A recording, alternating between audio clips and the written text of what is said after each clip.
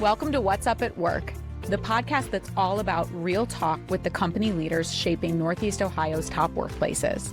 We're diving into the stories, strategies, and sometimes hilarious moments that come with creating the thriving teams that drive the region's most successful businesses forward. Whether it's a CEO sharing their leadership philosophy or an HR exec spilling their best people-first strategies, we're here to give you insights you can actually use to build a better workplace. Hit play and let's talk about what's really up at work. Welcome back to What's Up at Work, everybody. I'm Sam Clyde Schroeder, Vice President of Sales and Marketing at ERC, and today we're talking about how leaders can build better workplaces by connecting more deeply, leading more intentionally, and tapping into the power of their peers. Today's guest knows better than anyone what it takes to build a great workplace and how to help others do the same. Kelly Keefe is the President and CEO of ERC, where she leads a team that partners with organizations to strengthen their cultures through practical HR support, training, and real-world data. In this episode, we get into her career journey, the power of peer networks, and the kind of leadership it takes to make a lasting impact on your team and in the community. Let's get into it. Welcome to the show, Kelly. I'm so happy to have you here. I'm happy to be here with you. All right. You have one of the most fun professional backgrounds of anyone I think I've ever met. Can you walk us through your career path and how it eventually led you to ERC? Sure. Fun is one way to say it, and non-traditional is another way to say it. But so I kind of stumbled into it. And I will say that I graduated from college and I had a short-term job at a bank, and it didn't quite work out for me. It wasn't what I was looking for. And then I ended up at Deloitte & Touche for about 10 years. And then I had my first child. I was married and had my first child, and I was traveling all the time for that job. And my husband was also traveling at the time, and it was just too much. So I took myself out of the work world and I said, this is what I'm going to do. And anyways, that didn't last for long. 6 months later, the snow started falling, and I found that I wasn't as energized to wake up in the morning every single day. And so I started volunteering on a lot of boards and kind of getting involved in philanthropy and doing different things like that. And then I realized, I still think that I need more. And I was realizing that I need structure in my day to make it better, to make me feel fulfilled. So the opportunity at ERC just presented itself. But I said, okay, because I was kind of used to not having a lot of structure. So I said, okay, I'll work. I think I started, it's absurd to think about now, but 8 hours a week. That's so wild. Yeah, that's how I started. And, hats off to my predecessor that was very open to non-traditional work styles. But, so then 8 hours turned into 12, which turned into 16 and turned into 20, 30, and then full time. So, non-traditional in the way that took myself out of the work world, came back in and treaded lightly, and was able to kind of do it on my own terms and say, this is when I'm ready. And then what ended up happening was, the best, when you're working part-time, you're given 100% even though you're on reduced hours. Yeah. So I was able to learn a lot in that time. So that's how it happened.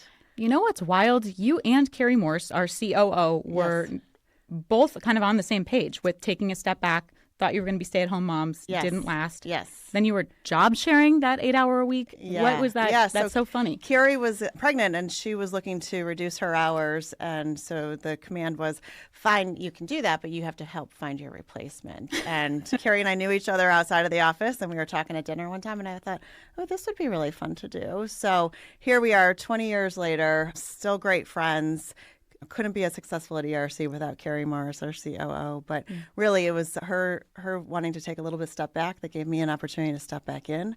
And together, we've been having a great time ever since. So yes, it's been a lot of fun. And in 2019, then, fast forward, you stepped into the president role. Yes.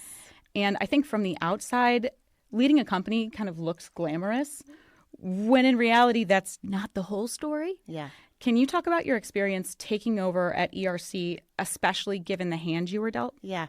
So 2019 was great. My predecessor was there, and we were able to transition together. It was really January 2020. Predecessor stepped away, and here I am, right? So leading an organization, trying to figure it out. Where do we want to start? What do we want to do? Under new leadership, trying to get the staff, the team to feel, trust me, those types of things. And then, 90 days into this, the world shuts down, right? And with that, as with every business owner or business leader, I should say, there was issues, right? Right. Well, a third of our revenue dried up, right? Mm-hmm. Because no one was able to go to the office and there was no classroom training. And classroom training is a huge part of what makes ERC and makes us so successful. So that was difficult. Mm-hmm.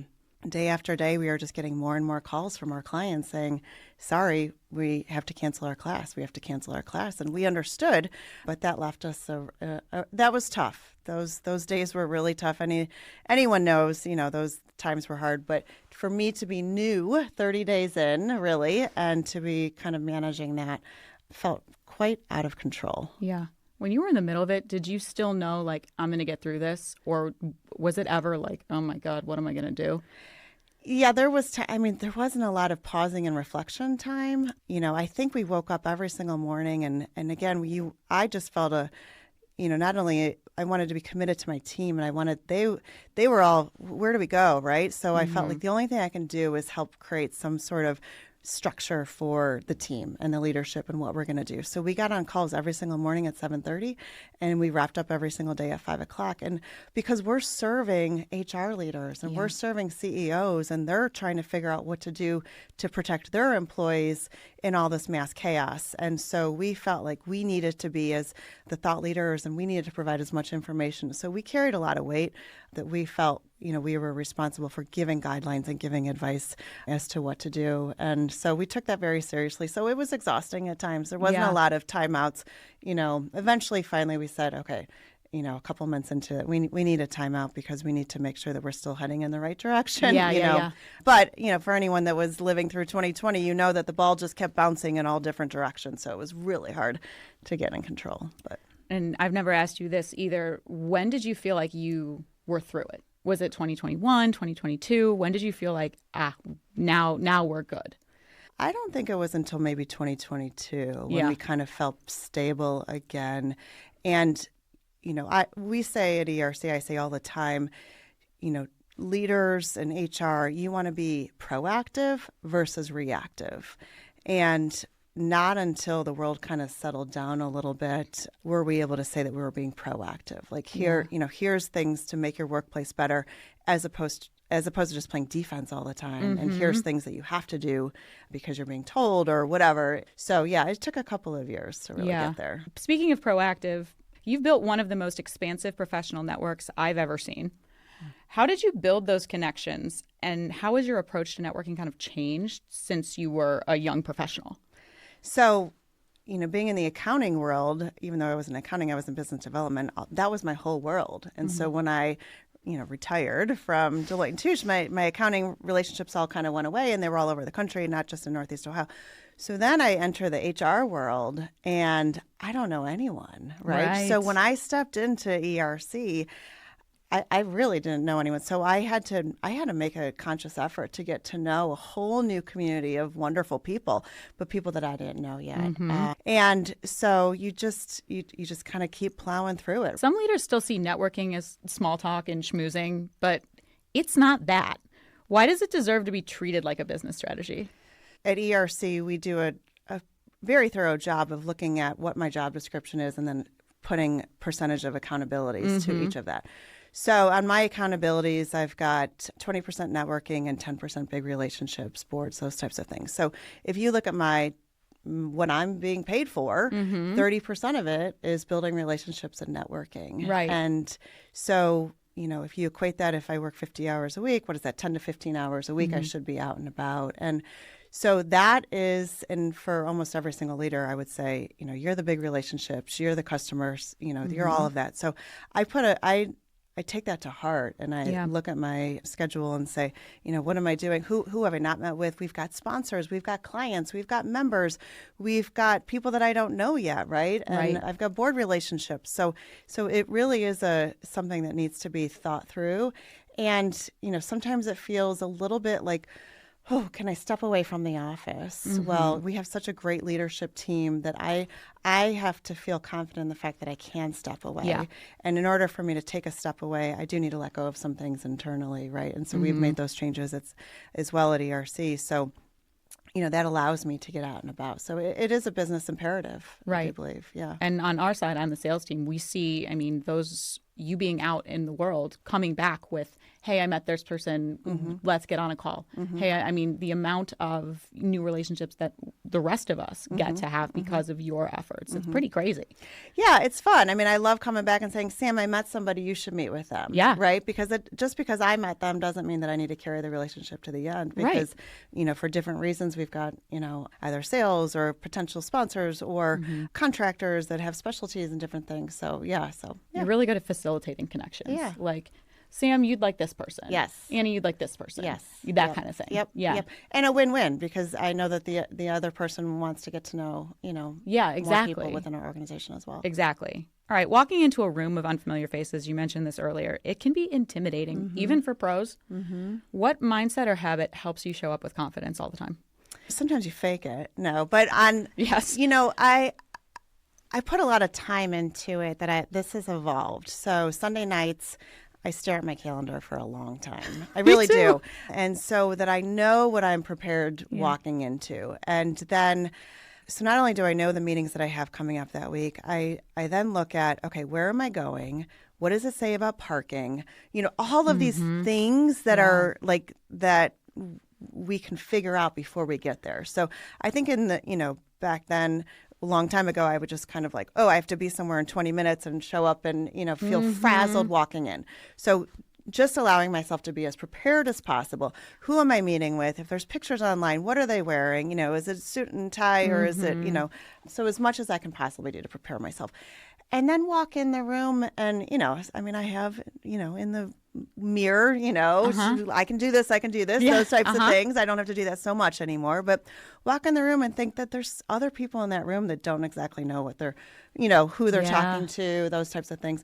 Again, also know the agenda. And I always try to see who's attending as well and maybe look them up on LinkedIn. And so if I see them, I can make a connection, right? People want to feel like somebody's looking for them. And, so the more that and believe me, you're not the only person in the room that doesn't have a connection or doesn't have someone to talk to. And so, just kind of knowing that before you walk in the room is helpul. That's wild. I've never thought of that. Like, I'm not the only one who's sweating it under the surface. Right. Yeah.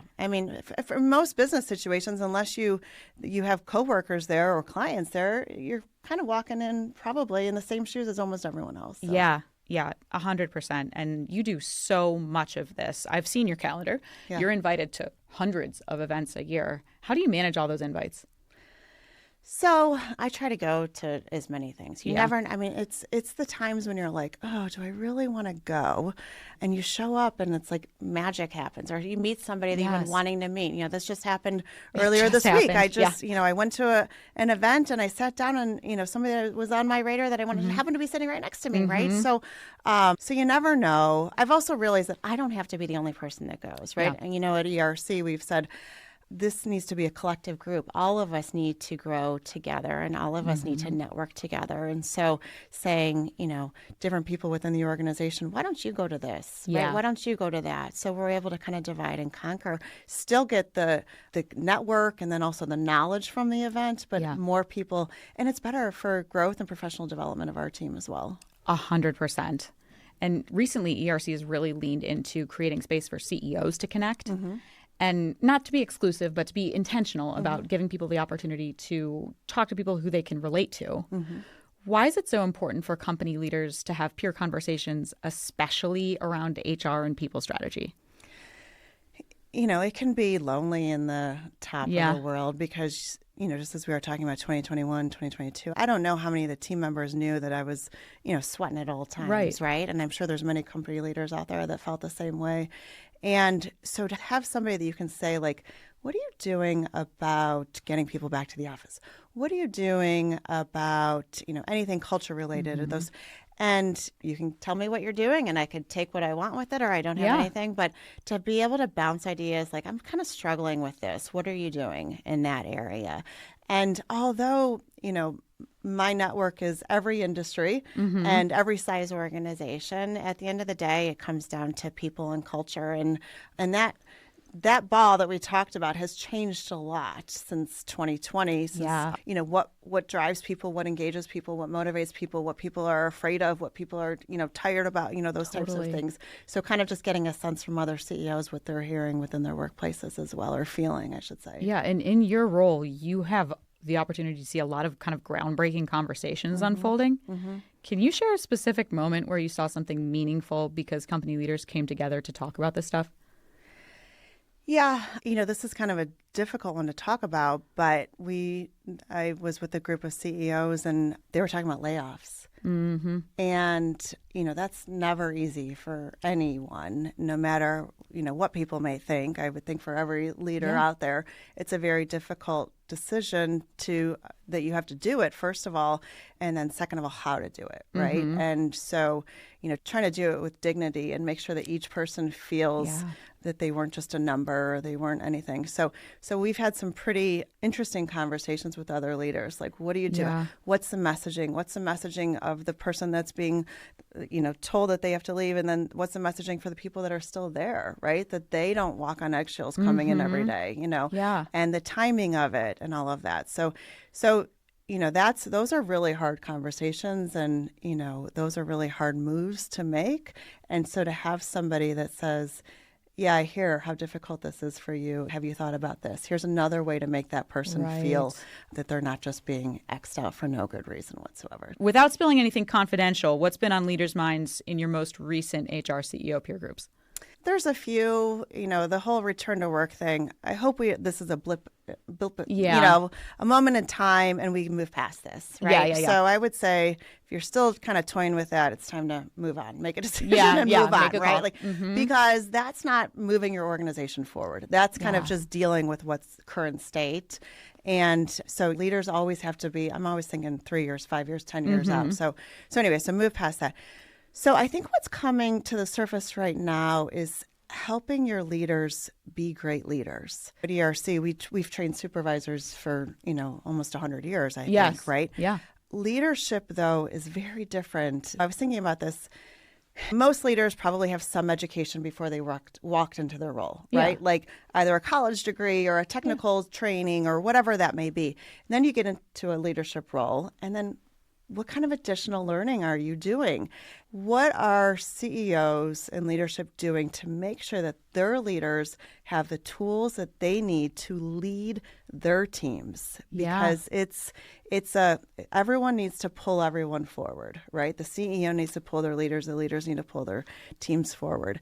And so I think really digging into that, your senior leadership team, middle management team, your supervisors, making sure that they have the tools to lead in 2025 that we are today, right? Yeah, because everything's changing so quickly. Yes. 100%. And it doesn't always come naturally either.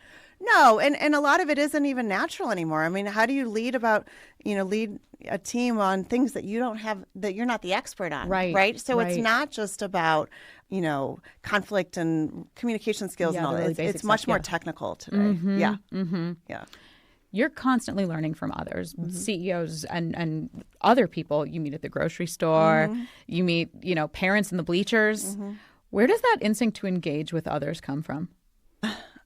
So when I was a kid, my dad was constantly like, look people in the eye, look people in the eye. And, when you look somebody in the eye, you're able to, you just connect right away, right? I also say there's kind of two people in the world. We're a skiing family. I'm not very good at it, but my family is. But would you rather ride the chairlift by yourself or with other people? And, I always say I would rather be with other people on the chairlift. So that's my thing. I love being around people. I get energy from other people. I don't care if we agree on things or not. I'm still getting energy from you in some way or another. So I think that, that's, just being around others is kind of what drives me. Yeah. And one of your biggest sounding boards is your husband, Matt, and I know that you're one of his too. Can you give a quick backstory on you two and how you help each other grow? So we both, funny enough, when we first started dating, realize that we both work downtown in the same building. I didn't know that. Yeah, Interesting. in Keefe Tower, yeah. So oftentimes, we were freshly dating and we would go to lunch together or we would meet for dinner after work. And it was kind of like we were trying to find common ground with each other, and it was, how was your day? How was your day? And, without getting into specifics of it, we both without, it was kind of like, oh, this happened. And so we kind of just started that relationship. And now he's one of the smartest guys I know, and also kind of gives me reality checks on a very regular basis. So, and he works with a lot of business leaders, so we're able to talk. I'm able to give him ideas about culture and building great workplaces, and he's able to help me kind of understand what's happening in the market from leaders outside of my own network as well. So we enjoy it. It's fun we go on walks with our dog, and we talk a lot about just like current state of what's happening. So yeah.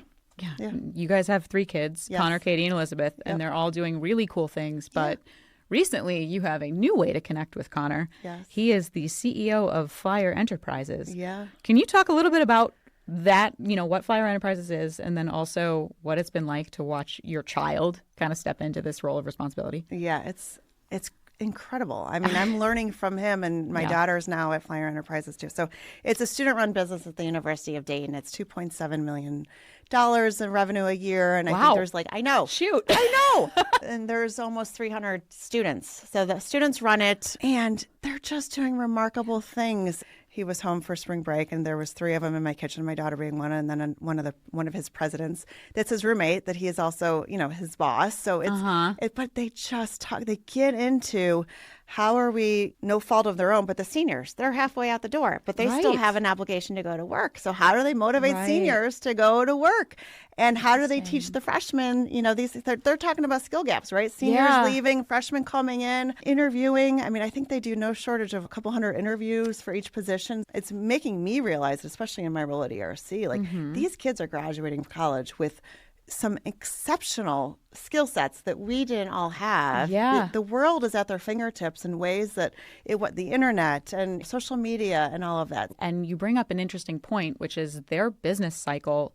They're dealing with stuff like succession planning, because they have seniors cycling through. It takes 20 years for people to cycle through in a regular business. Right. That's crazy. And their terms are 1 year. So he's got 365 days to get something done, right? Yeah. So he said to me, I need help with building a strategy for a 5-year strategy. I mean, so it's brilliant. So anyways, that's pretty cool. You've got students, or you've got kids, listen to them and see what you can learn from them.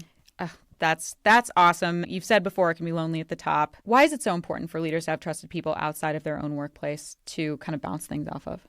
Gut checks are really important, and here's what I'm doing. What do you think? I've had a few CEOs call me recently on different topics, and they say, "Am I crazy, or is this okay that I'm doing this? Is this okay that I'm thinking?" Never share names or anything like that. But you're the 3rd CEO to call me on this topic. Yeah. It's okay. And so I appreciate that I'm able to be a sounding board, and I also appreciate that I've got my networks of people that I can call them and say, "Here's what I'm feeling. Here's what I'm hearing. Here's what we're doing. What do you think about that?" So it is really important. I mean, I think some leaders try to do it on their own. I don't know a lot of those, but knowing that just affirmation, right? That makes sense what you're doing. Right. Or don't agree with me. I don't really know if that's the right choice. Right. So then that's on me to go home and reflect and say, am I heading in the right direction? Am I doing the right thing? So, and it's probably easier for CEOs to give each other feedback. Disagreeing with, your big boss is scary, but disagreeing with someone who's in your same position is a little easier. I heard another CEO talk at a conference, and she said, I could go and say, oh my gosh, I love pink paper. Pink paper just makes me happy. And then she walks into the office the next day and all the paper's pink. And she's like, that's not what I meant, And so sometimes what comes out of our mouths then becomes like a directive or something. And it's like, no, that's not what I meant. And so anyway, having CEOs would be like, what do you mean you want pink paper? None. Right. So that's a really silly example. But having people that are peers with you that really don't have skin in the game, they just want you to be successful, hopefully. So. Yeah, and you, in your position, are in a really unique situation because you get those touch points with leaders across all these other organizations, and you're a big believer yourself in data-driven decision-making. Why is that so important for leaders? I always like to say, especially when you're building great workplaces, community engagement, those things, it's not personal, it's business. And when you make it about the data in front of you, whether it's, you can't do this because our handbook, the data that's in the handbook says this, or this is what our compensation philosophy is, this is how we pay, and here's the parameters of how we do it, right? Or our performance management says this, or our core values, right, really matter. And so using data to help drive decisions kind of frankly makes it a little bit easier for leaders. It's like the course, the path that you're heading on, that you have that information to use as guardrails. And ERC data is such a huge part of what we have going on, what we offer. So from employee engagement results and pay benchmarks and leadership best practices, you're hearing all of this stuff. With that kind of visibility, you see how great workplaces operate in a good way and also like what's not working. As CEO, how do you personally use the tools that ERC has at our disposal to lead better? Going back to core values, we said data matters, facts over noise. And so that's a core value at ERC. And we use that. So, we're looking to hire somebody. Let's pull the compensation report for them. Let's look at the job description tools that we have. Let's build that.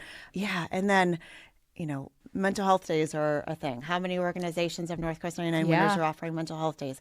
How many people are offering these days off? What are they doing around maternity leave, paternity leave? So we're able to use the trend data that we see from especially the NorthCoast 99 applicants and the winners to say, okay, these are what other organizations are doing. We should be pushing ourselves to do this as well. Right. And that's what's so special about NorthCoast 99, not to get into that too much, but it's, 99 of the best places in Northeast Ohio that hire and attract and retain top talent. And so these are organizations that people want to work at, right? And their engagement is high. Their turnover is low. The business imperative to why building a great workplace is there.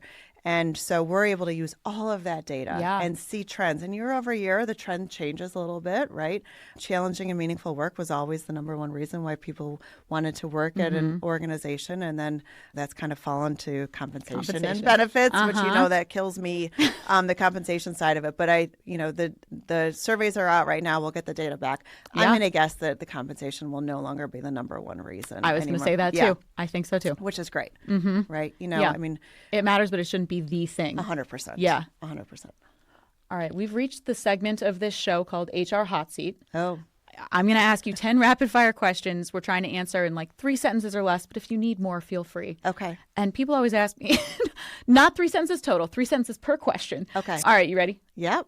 All right. What's one professional lesson you learned the hard way? Oh, pick up the phone.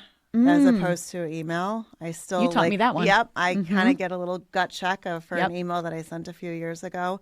I wanted a few people to be included in it, and I probably should just picked up the phone and called each of those people individually. So, yeah, that's a good one. All right. What's one thing your mom always told you that really stuck? Oh, she says lots of things, but she's great. So she said to me one time, I was talking to her about actually getting married, but I think this is true in many relationships. You have to be stubborn enough to make it work. And to equate that to the business world, whether it's a client, whether it's a member, whether it's good news or bad news, right? It's stubborn enough to make it work. So I did get bad news one time. Somebody said that they weren't going to do something with us. And I said, okay, that's great. I support you. Well, do you know, they came back around and said, thank you so much for being. So that wasn't stubbornness. That was maybe kindness and stubbornness together, but be stubborn enough to make it work. I love that. All right. What's the most important change you've made since you've been the CEO of ERC?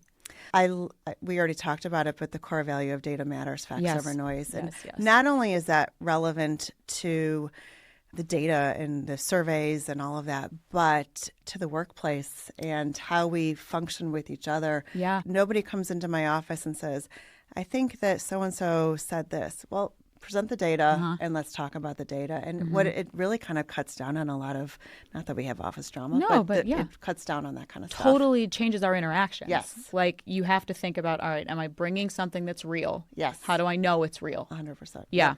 All right, you're always on the go. What's the weirdest thing that you've had to do in your car in a pinch? Oh my gosh. Probably not for this. No, I don't know. I mean, I've changed clothes, I've changed shoes, I've done makeup, I've done it all. I mean, my kids say if my dog could talk or if my car could talk, probably what happened. Right? Yeah. All right. What quality or personality trait helps you most as a leader? I'm totally open to being vulnerable. And I am fine with feedback. I'm fine with, well, depending on how you say it. But, Right. Open, knowing that I'm never going to be the smartest person in the room. Yeah. And I probably don't have the answers to everything, but knowing that I have the confidence to say, let me go find that out for you. Or, maybe I don't belong in this conversation, but I'm going to listen in. Is that okay? Being vulnerable. Mm-hmm. Yep. Mm-hmm. All right. What's one thing you have no patience for? Oh, people that drive in the left-hand lane and don't just pass a car.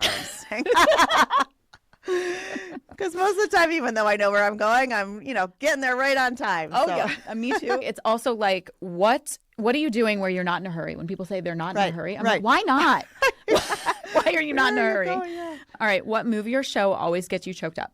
Oh, almost everything. Really? Yeah. I mean, my kids are like, are you crying? And I'm like, yeah. Like, it's not even sad. I know. But sometimes when I'm just relaxed, sitting on the couch, it's like, ugh. So, yeah. So, I don't know. A lot of things. A lot of things. What's the wisest thing one of your kids said to you recently? Actually, Katie, my middle child, she said, control the controllable. Huh. I know, right? Katie. Yeah. So, especially in today's world, that's so relevant. Yeah. Every single day you read the news and there's something new happening and the business leaders have to. So what can you do to control what's happening right in front of you? And don't get too out of shape on things that haven't happened yet. Yeah. Right? Prepare. Right. But focus on what's right happening that you can control. That's a good one. Wise, Katie. Yeah. All right. What's your proudest moment as CEO of ERC so far? Oh, the team. Yeah. I mean, it's so special. It's a special place to work. Everyone that's there, I think, knows it and believes it. And we are all committed to each other. Yeah. And I know that you guys are as committed to me as I am to you. And your team is committed to you and they're committed to each other. So it really is, it's fun. It's a great place to be. And we work with amazing clients and members and we are doing great work. And I'm just really happy for all of that. Yeah. You couldn't have said it better. All right, Kelly, this has been a fantastic conversation. Thank you. Before we wrap up, all right, you've seen a lot in your career and you have a lot more ahead of you.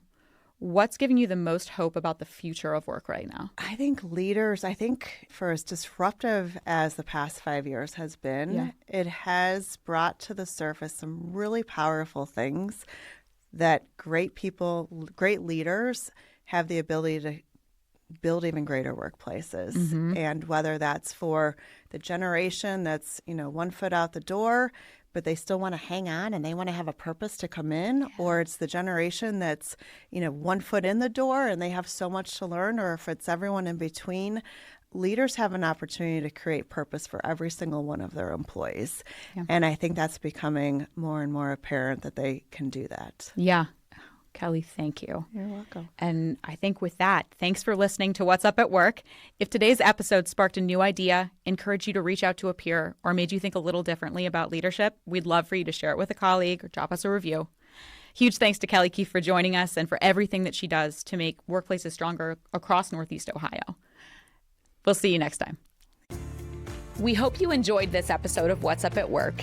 Now it's time to get out there and start building better workplaces.